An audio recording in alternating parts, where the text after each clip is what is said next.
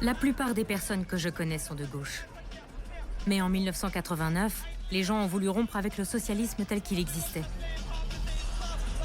Ceci dit, est-ce qu'ils n'étaient pas simplement contre le communisme imposé par le grand frère soviétique?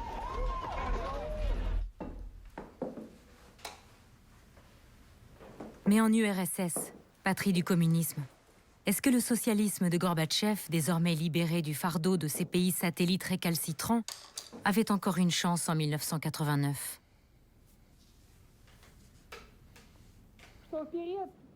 C'était une période d'intenses débats publics.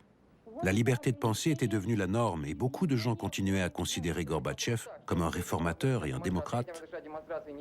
Положение вещей таково, что позиция Горбачева может победить только опираясь на широкие выступления народных масс. Только так. Для этого нужно выходить на улицы с лозунгами, призывающими в поддержку перестройки. Это жизненно необходимый факт. Pour autant, la bataille en faveur de la démocratie était loin d'être gagnée. À Leningrad, nous organisions des rassemblements contre le monopole constitutionnel du pouvoir communiste, rassemblements qui étaient régulièrement dispersés par la police. Dans tout le pays, on assistait à des manifestations monstres. Мы считаем, что должна быть народная поддержка лидера революционной перестройки Горбачева.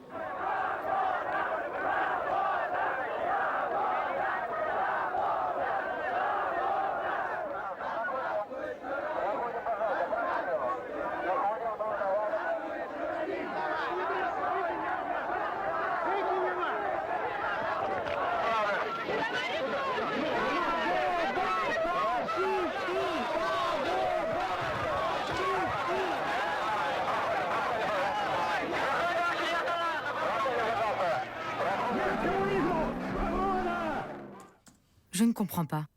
Gorbatchev est un réformateur, un démocrate et le dirigeant du pays. Donc pourquoi est-ce que la police intervient pour empêcher les rassemblements en sa faveur et déchire les slogans pro-démocratie? Est-ce que cette contradiction aurait à voir avec la personnalité même de Gorbatchev? Pourquoi Gorbatchev s'est-il battu toute sa vie?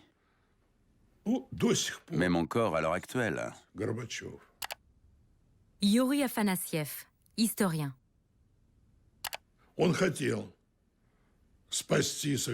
Il voulait sauver l'Union, le socialisme et le parti.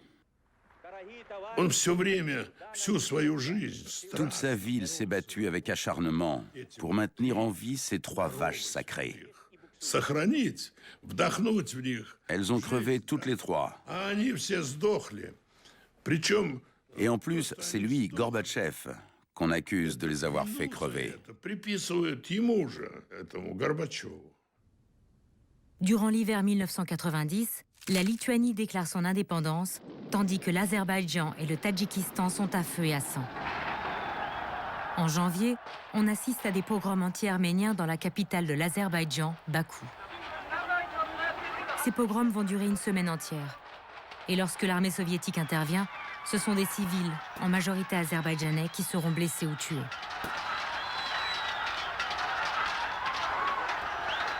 La contestation gagne alors le Tadjikistan et sa capitale Douchanbé. Ce qui a provoqué l'embrasement du Tadjikistan, c'est que les Arméniens d'Azerbaïdjan se sont réfugiés en masse dans le pays. Une fausse rumeur a alors prétendu que les autorités tadjiques attribuaient des logements à ces nouveaux arrivants. Dans ce climat de tension interethnique, le pouvoir soviétique et le Parti communiste sont accusés d'être incapables de gérer les flambées nationalistes. On assiste alors à des défections en masse au sein du parti.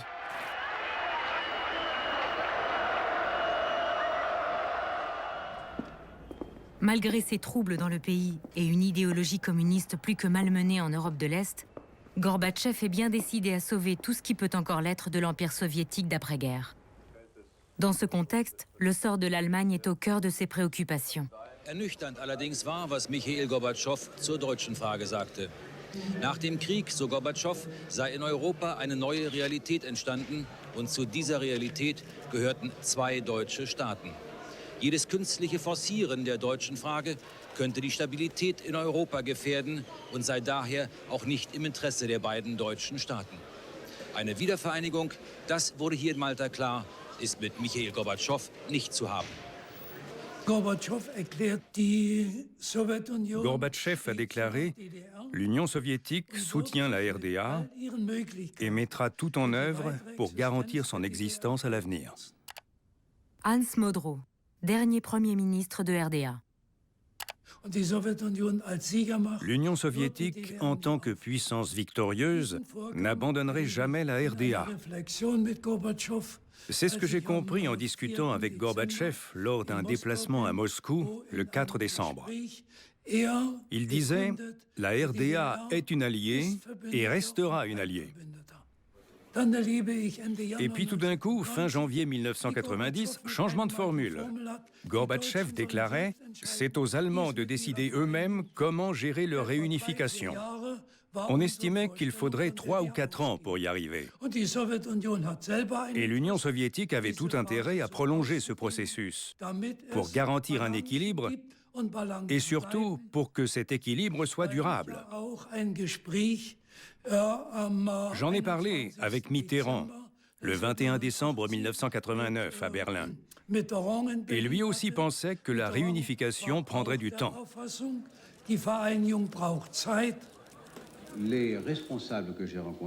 Von den Verantwortlichen, mit denen ich mich getroffen habe, sowohl Mitgliedern der Regierungskoalition als auch der Opposition, hat niemand mir gesagt, dass er eine sofortige Vereinigung wünscht.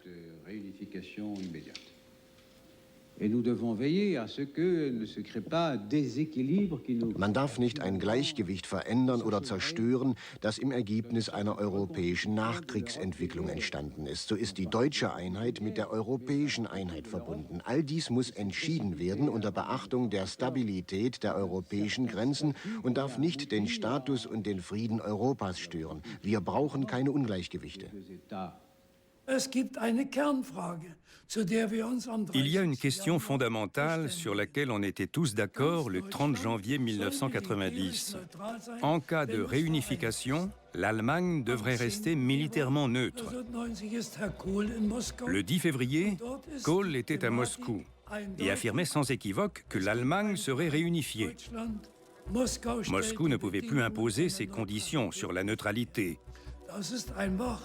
En l'espace de 10 jours, Gorbatchev avait tout simplement capitulé, ce qui allait entraîner des dégâts considérables en Union soviétique.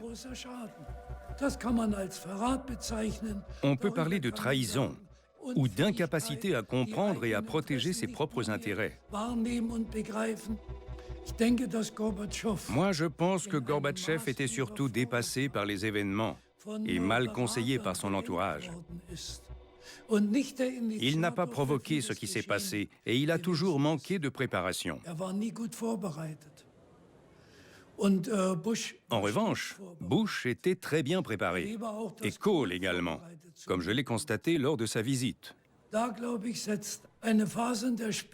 ce moment-là, il était évident que Gorbatchev ne maîtrisait plus du tout ces processus de plus en plus complexes et ces défis internationaux permanents. Il disait toujours « On n'a plus notre mot à dire dans ces négociations ». Et moi je répondais « Quand on a 380 000 soldats stationnés dans un pays, on a toujours un moyen de pression ». Les soldats sont rentrés chez eux, mais au lieu de triompher et de revenir en vainqueurs, notre armée d'élite avait perdu la guerre.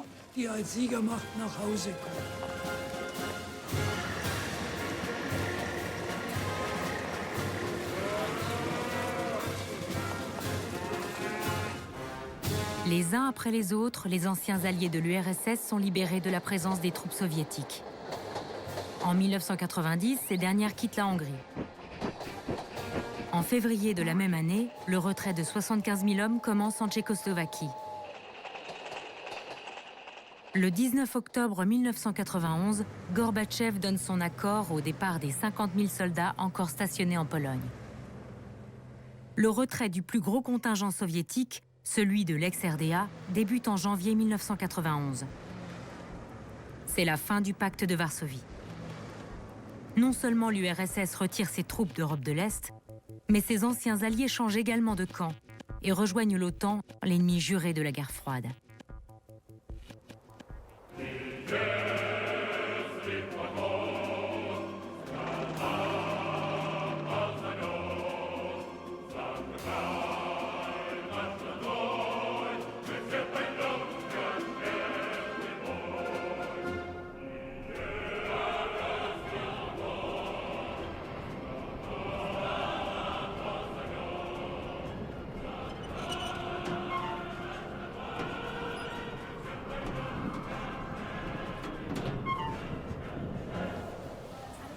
Le 12 septembre 1990, le traité de réunification de l'Allemagne est signé par les ministres des Affaires étrangères des 4 vainqueurs de la Seconde Guerre mondiale et ceux des 2 anciennes républiques allemandes.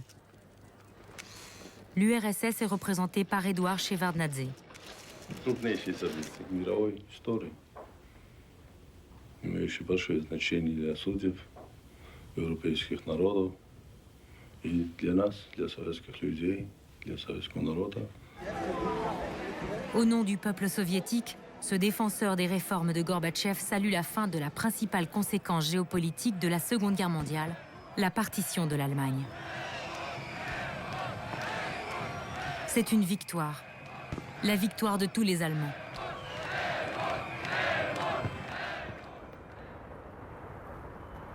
Et comment tu as pris ça, toi, en tant que citoyen d'un pays extrêmement fier de sa victoire sur l'Allemagne ? Aujourd'hui, beaucoup de Russes pensent que Gorbatchev a trahi les intérêts soviétiques. Le fait qu'il ait abandonné les trophées de la Seconde Guerre mondiale et qu'il ait laissé l'Allemagne se réunifier sous l'égide de l'Ouest apparaît rétrospectivement comme choquant.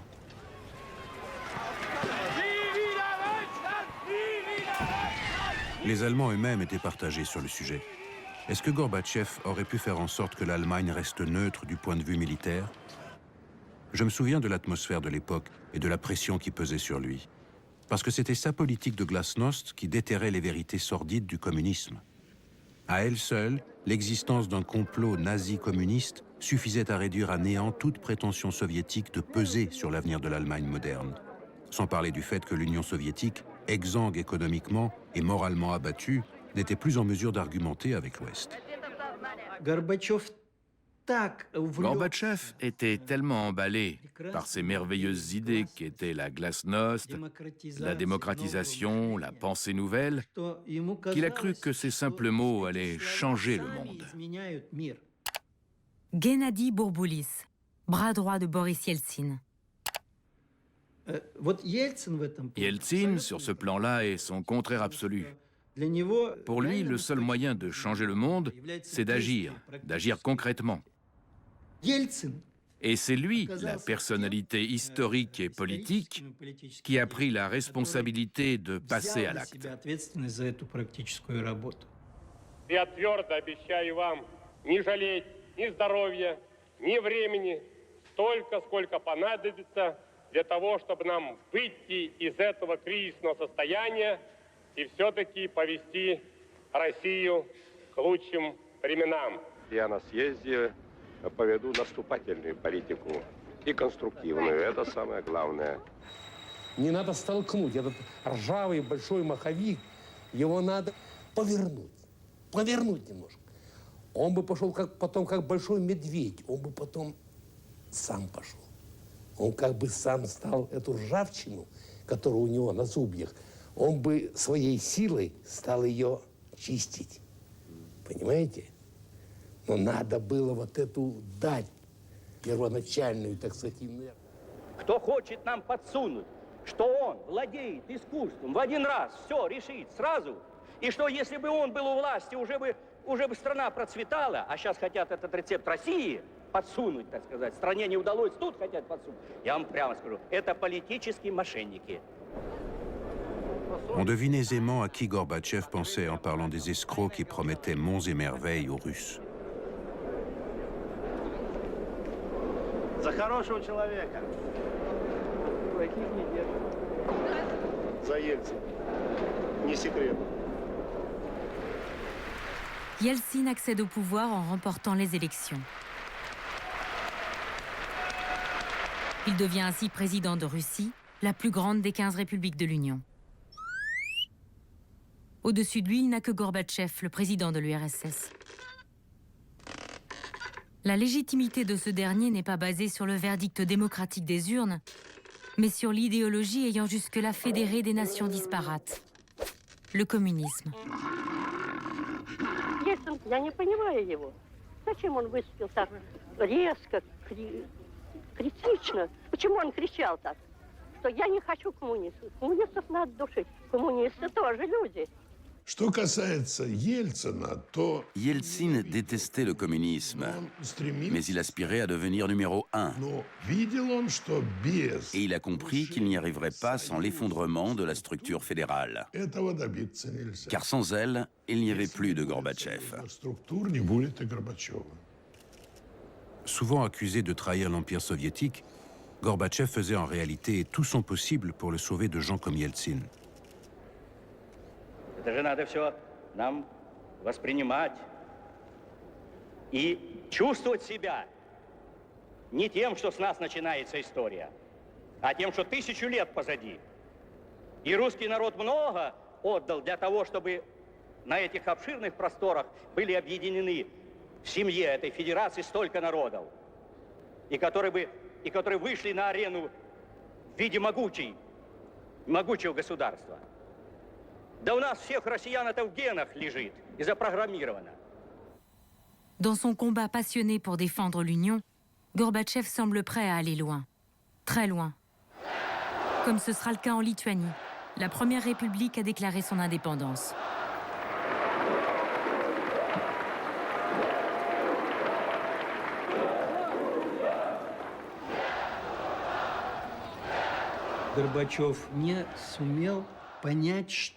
Gorbatchev ne voit pas que le vent commence à tourner dans le pays.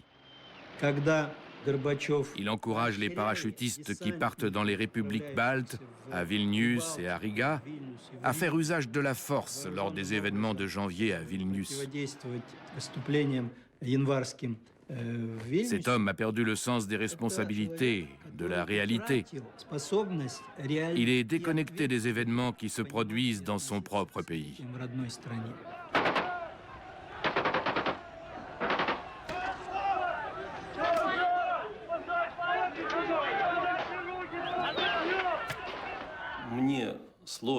Ayant moi-même fait partie de cette machine d'État qui fonctionnait bien, j'ai du mal à croire que Gorbatchev n'était pas au courant de ce qui se passait en Lituanie. Général Alexei Kondaourov, officier du KGB de 1973 à 1991. Un des directeurs du KGB de l'époque m'a dit que Gorbatchev lui avait donné l'ordre d'étudier la possibilité d'une intervention des forces spéciales dans les pays baltes, et notamment en Lituanie. Il lui a dit « Pas de problème, Mikhail Sergeyevitch, j'ai juste besoin d'un ordre écrit, et c'est tout. » L'ordre écrit n'est jamais arrivé. Lui a été mis à la retraite peu après, et plus tard, ces événements se sont produits en Lituanie.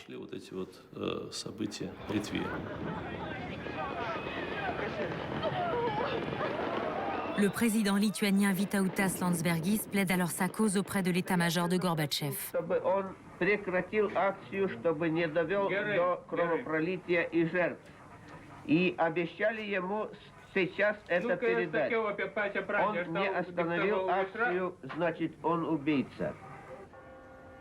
Nous avons été scandalisés par les meurtres commis en janvier 91 en Lituanie. C'était l'époque où les Russes exprimaient leur solidarité avec les peuples victimes des exactions de notre armée. Le massacre de Vilnius a provoqué l'un des plus grands rassemblements anti-gouvernementaux de ces dernières décennies. La volonté d'indépendance des républiques baltes n'était pas un vain mot.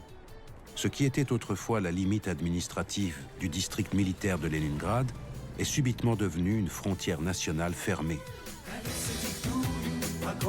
En dépit de son morcellement, l'Union soviétique n'a pas disparu, sans doute en raison de sa taille et des habitudes de la population. Le 17 mars 1991, 185 millions de citoyens soviétiques sont appelés aux urnes pour dire s'ils veulent, oui ou non, vivre dans une Union soviétique réformée. У нас невозможно быть грозным. Только единственным можно будет победить и добиться успеха. Поэтому я считаю только «да». А сегодняшний референдум – это же верный путь к тому, чтобы республики никогда не получили самостоятельности. Поэтому я туда просто не ходил. Как вы ответили на вопрос в бюллетене, да или нет? Ого. Вроде. Ну, я полагаю, что для меня это просто вопрос чисто нравственный. Иначе говоря, я должна как бы высказать свое отношение к позиции, скажем, грузин и прибалтов, которые хотят получить суверенитет. И мой долг великорусов дать им такую возможность. Я за советскую власть. Против Союза. Почему? Ну, я считаю, что каждая республика сама должна определяться. Le jour même, malgré toutes les interdictions, on a manifesté sous la statue de Yuri Dolgorouki, en face de l'actuelle mairie. On avait des panneaux qui appelaient les gens à boycotter le référendum. Valeria Novodvorskaya, militante des droits de l'homme. Une telle consultation était totalement illégitime. On ne peut pas demander aux habitants de la métropole si l'Empire doit être maintenu. La métropole n'a pas le droit de prendre une telle décision. Un référendum sur l'indépendance doit être fait sur le territoire colonial, en aucun cas dans la métropole. Vous voulez vivre dans un empire rénové où les droits de l'homme seront respectés? Eh bien, ils n'ont pas voulu. 80% des 185 millions de citoyens soviétiques en âge de voter ont participé à ce référendum. Et 76% d'entre eux ont dit oui au maintien de l'Union sous une forme moins stricte. Sur le plan politique, ce nouveau traité d'union est un compromis entre Gorbatchev, qui veut à tout prix préserver l'Union, et Yeltsin, qui veut l'affaiblir, voire la détruire. Cette nouvelle union est jugée trop laxiste par les conservateurs, qui sont prêts à tout pour conserver l'ancienne. C'est alors qu'Édouard Shevardnadze, célèbre pour son rôle dans la réunification allemande, jette un pavé dans la mare en annonçant l'imminence d'un coup d'État. Наступает диктатура, заявляю со всей ответственностью. Никто не знает, какая это будет диктатура и кто придет. Что за диктатор? Я хочу сделать следующее заявление. Я ухожу в отставку. Пусть это будет, не реагируйте и не ругайте меня. Пусть это будет моим ладом, если хотите, протестом моим против наступления диктатуры. Главное не упадать в панику, тем более в истерику. Поэтому такой поступок, товарища Шеварднадзе, как он сделал, и не посоветовавшись с президентом, я лично осуждаю. Я, как президент, сегодня не располагаю информацией, а я ею располагаю довольно обширной, такой, которая подтверждала, что где-то кто-то уготовил нам уже хунту или какую-то, так сказать, другую, подобную этой хунте, диктатуру и так далее. Нет, такой я информацией не располагаю. Non seulement Gorbatchev ignore la mise en garde de Shevardnadze, mais il nomme vice-président l'ultraconservateur Gennady Yenayev. Я вношу предложение на ваше рассмотрение, чтобы рекомендовать для избрания вице-президентом депутата Янаева Геннадия Ивановича. На основе каких критериев вы сделали выбор? Почему именно Янаев? Я ценю товарищей Янаеве умение вести диалог, общение, слушать других, и это его сильная сторона. Причем готов сказать, что завтра потребуются какие-то превходящие обстоятельства, появляются, и товарищ Янаев будет уверенно вести дело. En défendant Yanayev, Gorbatchev se place clairement du côté des conservateurs. Свои последние надежды советские люди возлагают на способность руководства страны действовать уверенно и отвести угрозу экономического краха и политического хаоса. Они не хотели Il ne voulait pas entendre parler d'un nouveau texte. Le 20 août, on devait signer le traité. Il était prêt et paraphé de notre main, le 20 août. Et le 19, à 6 heures du matin, on passait le lac des Cygnes à la télé. Et le pays entier était plongé dans la confusion.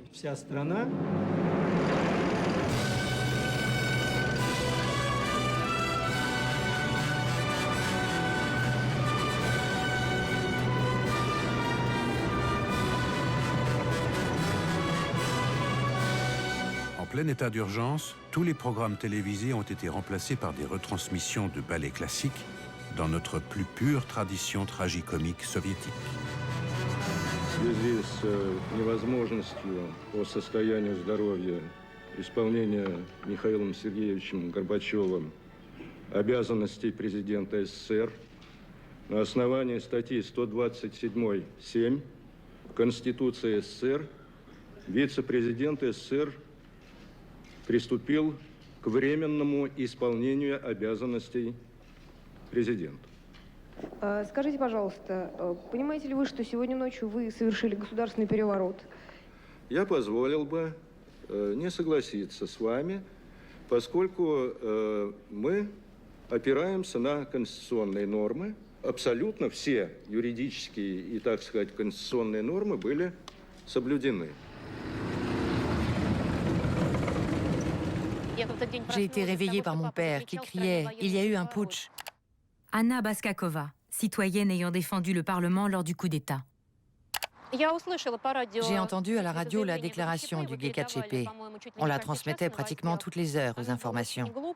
Ce qu'il disait était complètement idiot, scandaleux. J'étais révoltée.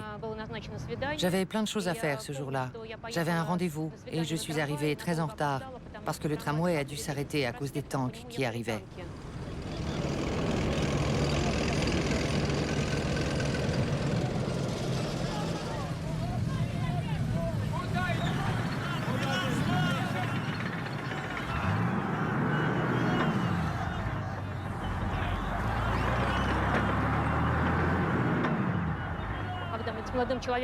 On est rentré chez moi et on a écouté Radio Russie. C'était la seule station indépendante.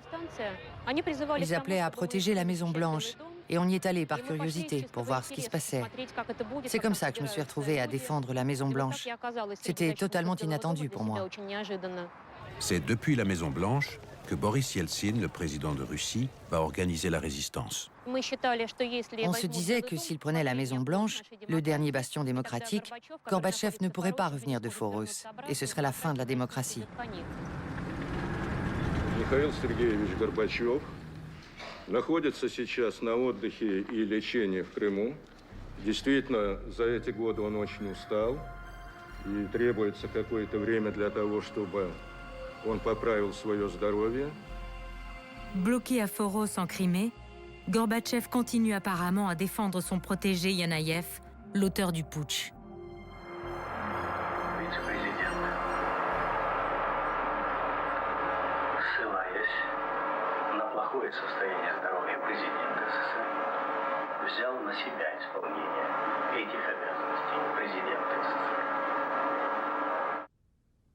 C'est Boris Yeltsin, le président démocratiquement élu de la République de Russie, qui apparaît soudain comme la figure de proue de la résistance au coup d'État. Oubliant ses différends avec Gorbatchev, il va tout mettre en œuvre pour faire libérer le président de l'URSS, prisonnier des putschistes. Он отрезан полностью, все средства связи отрезаны. Только может он по приемнику принимать вот ваши зарубежные каналы. И только через средства западные, через ваши средства, которые там в Форосе он ловит, понимаете, можно обратиться, что мы хотим связи с ним. Des assistants sont venus lui dire « Boris Nikolaïevitch, il y a des tankistes qui sortent de leur char pour parler avec les gens. » Il a bondi. « Comment ça, ils parlent avec les gens ?»« Oui, ils sont en train de discuter avec eux. » J'y vais. Et là, je lui ai dit « Boris Nikolaïevitch, c'est impossible. On ne sait pas sur quel toit se cachent les snipers. C'est trop risqué. Non, j'y vais, donnez-moi le discours. Et on y est allé. Il a grimpé sur un char et on l'a tous suivi.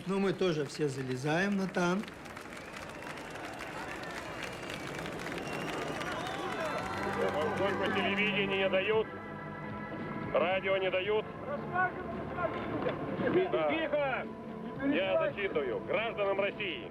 Debout sur un char d'assaut, c'est-à-dire le symbole d'un empire militarisé, le président Yeltsin lit son discours. Il y déclare que les putschistes sont des hors-la-loi, des criminels, et exige le retour de Gorbatchev. Блокирован в Фросе. Связь с ним в Фросе. Связь с ним мне не дают. Мы абсолютно уверены, что наши соотечественники не дадут утвердиться произволу и беззаконию, потерявших всякий стыд и совесть путчистов. Сколько бы не было танков, все-таки армия против народа не пойдет. Не пойдет.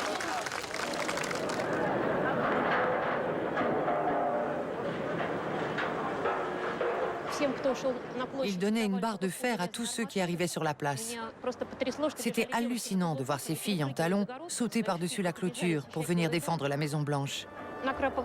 Il pleuvait. Les gens étaient assis et faisaient des feux.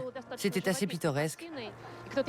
Quelqu'un a dit, dans quelques années, on va reconstruire les barricades et tourner un film d'amour qui se passera pendant le putsch.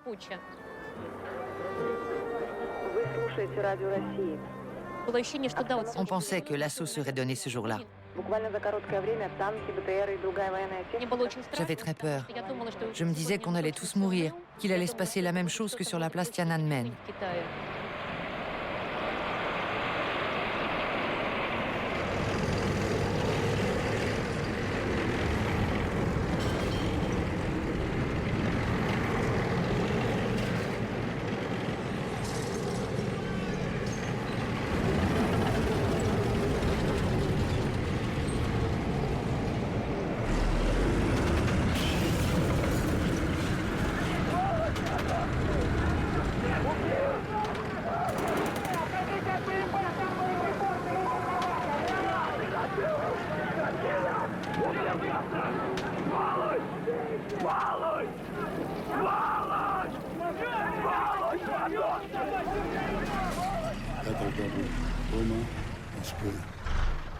J'étais chez moi, à Moscou, quand des coups de feu ont éclaté. J'ai dit aux autres, c'est là-bas qu'on devrait être. Édouard Shevardnadze, ministre soviétique des Affaires étrangères. Le hall immense était rempli de gens. C'étaient des partisans de Yeltsin. Quand on est entré, ils m'ont reconnu et se sont mis à crier « Shevardnadze aussi est avec nous ». Yeltsin était déjà prêt. Je suis allé le voir, il m'a tendu un document et il m'a dit « Lis-le ». Je le signe ou pas? Il était écrit, à dater d'aujourd'hui, Yeltsin est le commandant en chef des forces déployées sur le territoire de la Russie. Signé Yeltsin. Je lui ai dit, signez immédiatement. Demain, il sera déjà trop tard. Et le camp de Yeltsin, tous ceux qui le soutenaient, militaires et autres, l'a finalement remporté.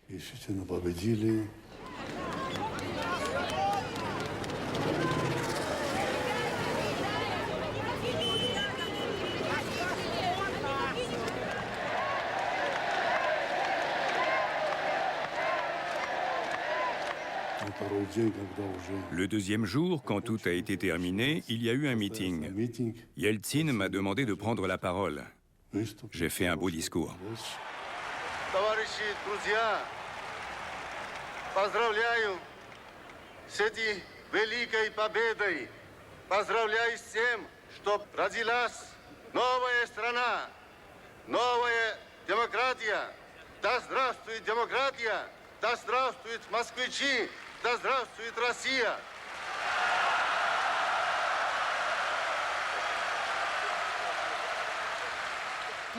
Mon père était un socialiste convaincu. Il n'a pourtant jamais été communiste, car il estimait que ce n'était pas exactement ce que Lénine avait voulu. En fait, il était plus communiste que les communistes. À l'époque, il m'a dit « Ce n'est pas bien que le pays se divise ». Je lui ai répondu que je refusais de vivre dans un pays livré à l'armée, qu'il fallait être honnête. Quand je suis allée défendre la Maison-Blanche, il a hurlé au téléphone « Une junte va prendre le pouvoir, tu n'y peux rien ». Mais nous, on pensait que si. Et quand je suis rentrée le 3e soir, il m'a dit « Tu es une petite sotte, mais tu avais raison, pas moi ». Il s'est excusé. C'est vous qui l'avez défendu. Bravo, vous avez réussi. J'étais chef des relations publiques. Général Alexei Kondaourov, ancien officier du KGB. Mon bureau était situé dans le même bâtiment que l'ancien bureau d'Andropov, dans le vieil immeuble de la Loubianka. C'est là qu'ont siégé tous les présidents du KGB et même du NKVD depuis Beria. Quand la révolution d'août a eu lieu, la foule sur la place était tendue. La victoire l'avait rendue euphorique et elle voulait en découdre avec cet abominable organisme qu'était le KGB. J'étais le seul à être resté sur place, à part des gardes armés de mitraillettes. Je leur ai demandé quel ordre on vous a donné en cas d'assaut. Ils m'ont répondu « Vous savez, on n'a reçu aucun ordre ». Alors je leur ai dit « Puisqu'apparemment je suis votre supérieur, je vous ordonne de ne pas utiliser vos armes. Il est hors de question d'ouvrir le feu. Personne n'a besoin d'un bain de sang. » Finalement, les gens se sont contentés de déboulonner la statue de Dzerzhinsky. J'ai tout vu depuis la fenêtre de mon bureau. Ils ont passé un câble et le bras de la grue s'est levé. Je travaillais pour l'organisme dont le nom était étroitement lié à celui de Dzerzhinsky. Et les voir lui passer un nœud coulant autour du cou, tout au fond de moi, ça m'a fait très mal. C'était comme s'il m'avait passé la corde au cou et m'avait pendu. C'était toute ma vie et moi-même qu'ils étaient en train de pendre. J'étais couvert de honte. Je n'avais pas protégé ce que j'étais censé protéger.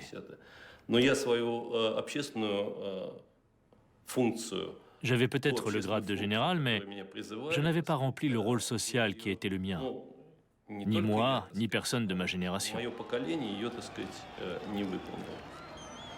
Je n'avais pas la moindre idée de ce que l'avenir nous réservait. J'ignorais totalement ce que j'allais devenir. Après le 21 août, l'Union soviétique a cessé d'exister. Le 21, les putschistes ont été arrêtés et incarcérés à la prison de Matrosskaya Tichina. Et quand l'avion venant de Foros a atterri, on a assisté à un spectacle extraordinaire. Gorbatchev, épuisé et désorienté, apparaissait en public, heureux. L'Union soviétique était morte et enterrée. Ce moment a signifié la mort de l'Union soviétique. Immédiatement après l'échec du putsch de Moscou, 7 des républiques soviétiques déclarent leur indépendance. Fin 1991, l'intégralité des 15 États membres de l'URSS se sont affranchis de l'Union. Ironie du sort, la République de Russie est l'une des premières à se déclarer indépendante de son propre empire. L'Union des républiques socialistes soviétiques n'est plus.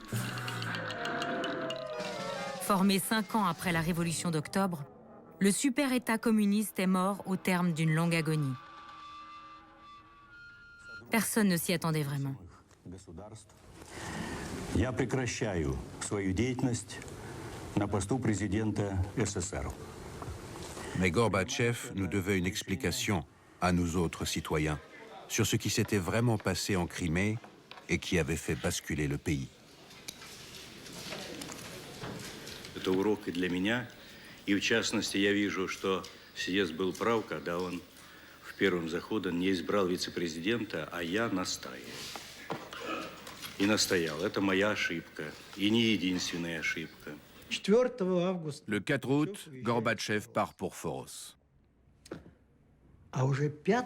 Et dès le 5 août, les putschistes se réunissent au B5, une des installations spéciales du KGB. Ils commencent à discuter de la préparation de l'état d'urgence.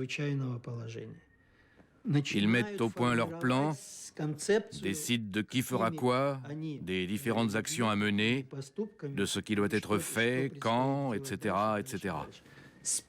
Du 5 au 18 août, ils font tout ce travail de préparation. Gorbatchev était-il au courant? Bien sûr.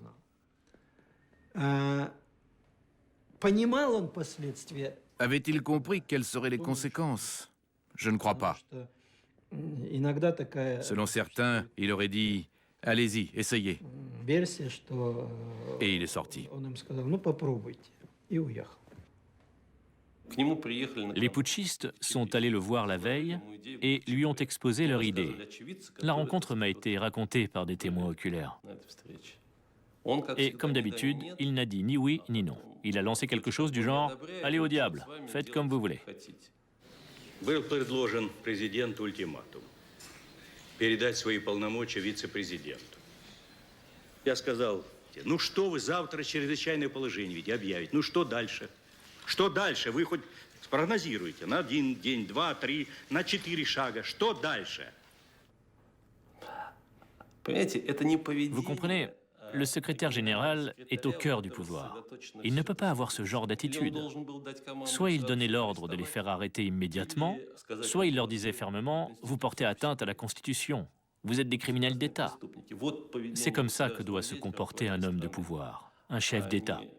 Il ne peut pas se contenter d'un « aller au diable ». Il a voulu voir ce que ça allait donner. C'est dans sa nature. C'est un faible.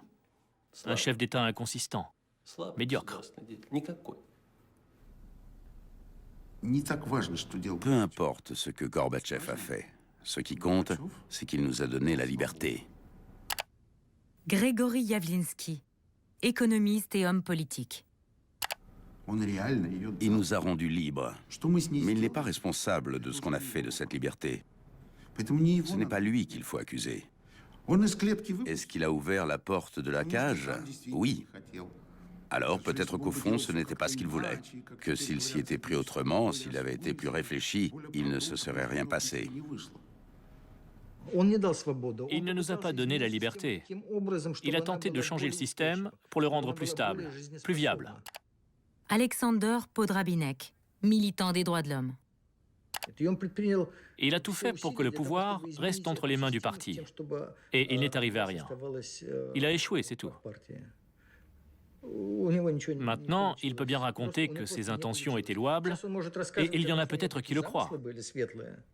Mais on ne me fera jamais croire que ce qu'il voulait pour le pays, c'était la démocratie, la liberté et les droits de l'homme. On ne me fera jamais avaler ça. Une question demeure en suspens. Les réformes de Gorbatchev devaient-elles sauver le système soviétique ou répondaient-elles à une vraie volonté démocratique? Gorbatchev était-il un réactionnaire humaniste ou un idéaliste communiste?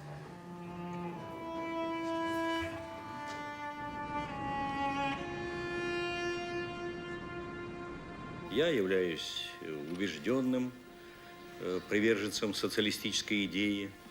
Это идея, которая питается и многими очень важными достижениями христианства. Le socialisme, le christianisme, je les ai connus à travers toi. Mais au final, se dire socialiste ne prouve pas grand-chose. Le socialisme est un concept acceptable dans une société libre. Mais les événements du XXe siècle m'ont rendu très circonspecte quant à la sincérité des valeurs humanistes défendues par cette doctrine.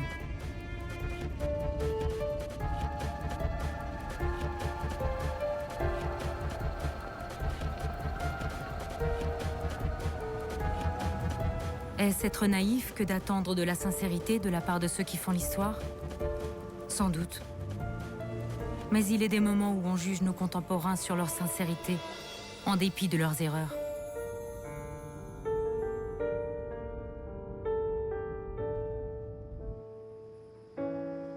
Mais ce qui est encore plus important pour moi, c'est de savoir si toi, papa, tu étais sincère. sincère avec moi.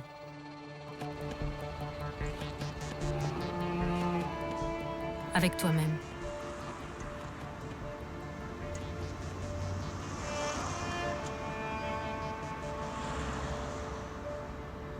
Pourrais-je jamais répondre à cette question? Total.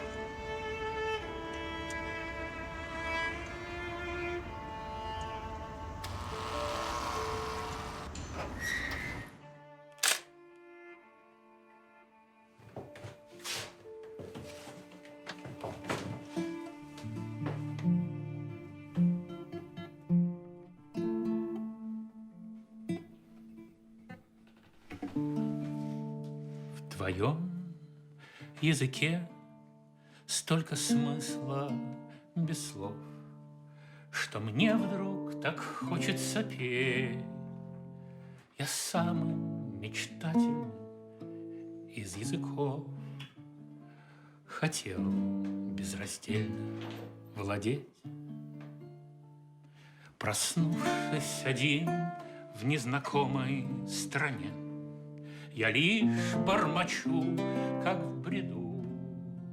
Ты неповторимая эра, и мне тебя уже не отдаду. Блажен тот, кто смог безнадежно любить, но тот у чужбины в плену, кому всех любимых пришлось пережить, людей и родную страну. Пришлось пережить людей и родную страну. В твоем языке столько искренних слов, что мне бы не плакать, а петь. Но я захлебнулся на слове «любовь», таком беспощадном, как смерть.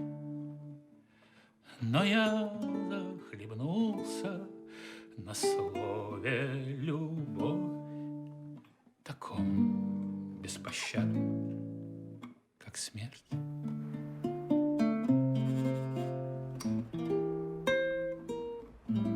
Je croyais que la démocratie serait compatible avec notre idéal. Je pensais que les gens opteraient pour le socialisme, même s'ils avaient le choix. Mais ils ne l'ont pas fait. Pour moi, ça représentait une telle tragédie que j'ai arrêté d'y penser. Mais je n'ai pas pu arrêter de penser à toi et à tout ce que j'avais sacrifié pour mes illusions. J'avais absolument besoin que tu me comprennes et que tu me pardonnes.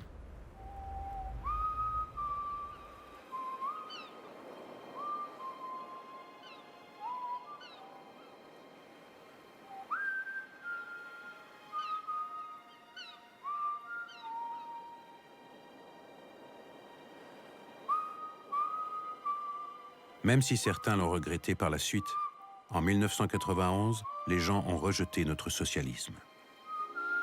Ce faisant, ils sont allés à l'encontre de leur éducation, de leurs habitudes, de leurs valeurs, de leurs souvenirs et de tout ce à quoi ils tenaient.